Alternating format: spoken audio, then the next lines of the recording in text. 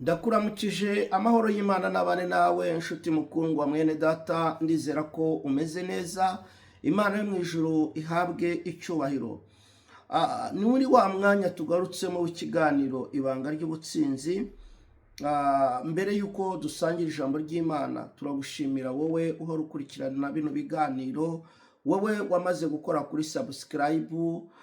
Imana iguha umugisha, nawe utarakoraho twagusaba ko wakoraho kuko inkunga yawe irakenewe cyane, kandi niwabikora Imana irabiguhera umugisha. Hanyuma ikindi twagusaba nuko ubonye ikiganiro ujye ugisangiza inshuti zawe. Imana yo mu ijuru iguhe umugisha.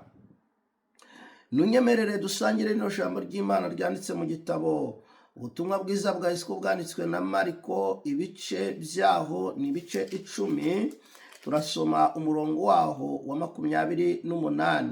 Aravuze ngo, maze Petero atangura kumubwira ati, raba twebwe twaretse byose turagukurikira. Yesu aramubwira ati, ndababwire ukuri, nta waretse inzu cyangwa bene nyina cyangwa abashiki biwe cyangwa nyina cyangwa se cyangwa abana cyangwa itongo ku bwanjye ngo no ubutumwa bwiza atazobishumbushwa 100 muri iki gihe cya none, amazu na bene nyina n'abashiki biwe n'abanyina n'abanitongo bisukiranyijwe no kuhamwa, kandi mu gihe kizoza azohabwa ubugingo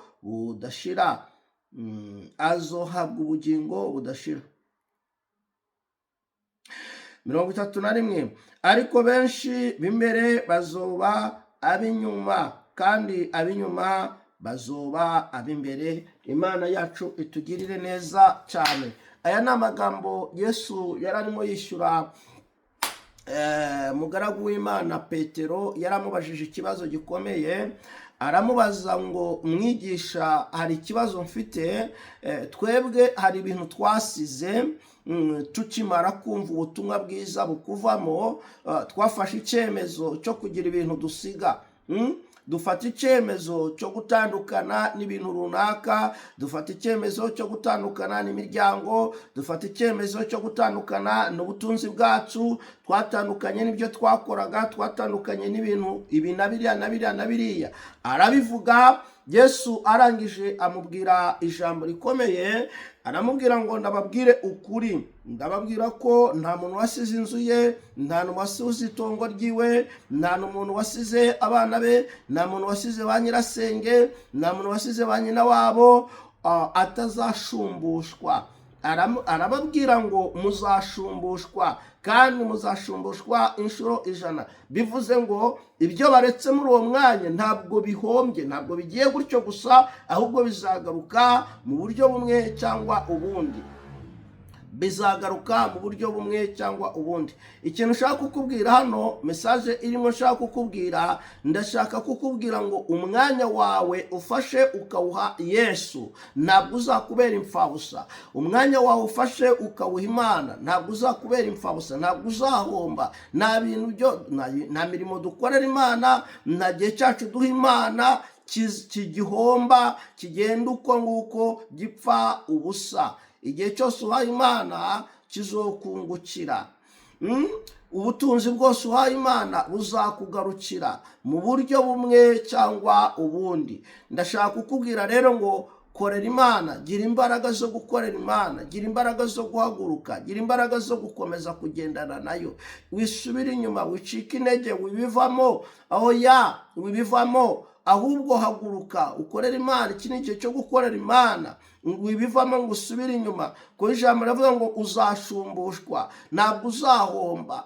Ibi bintu uzabibonamo inyungu. Hari inyungu zibirimo z'uyu munsi ndetse n'ahazaza. Yesu aravuze ngo muzahabwa ubugingo.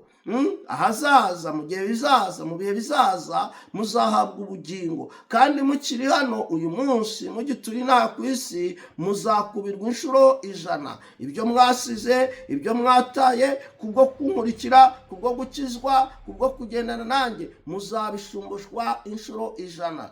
Ntucike intege rero, gira imbaraga gusenga, gira imbaraga gukorera Imana, gira imbaraga gusubira mu nzu y'Imana. Wari wavuye mu nzu y'Imana kumbure, wari wabihebye, ariko wicika intege, wibivamo. Gira imbaraga z'Imana, wongere ujye imbere, wongere usenge, wongere ukizwe, wongere uyikorere n'imirimo wakoraga, wongere uyikore. Imana izaguha umugisha, Imana izakugororera, uzabona umugisha uturutse ku Mana. Imana iguha umugisha, Imana ikugirire neza. We wumvise buno butumwa, busangiza inshuti zawe. Imana iguha umugisha. Urakoze cyane, kandi turagutumiye mu bihe byiza dufite byo gusenga kuri uyu wa Mungu. Niba utuye hano hafi, uzaze dusengane Imana yo mu ijuru. Imana izaguha umugisha. Yesu aguha umugisha.